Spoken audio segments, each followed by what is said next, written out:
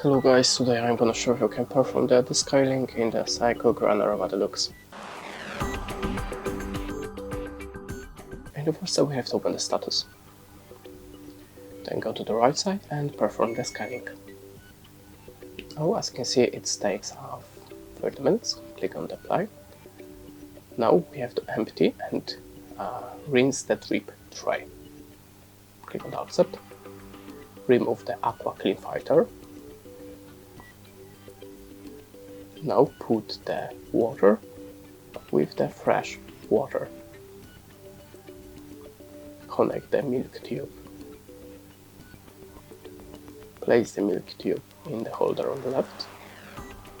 Place a container under the coffee spout.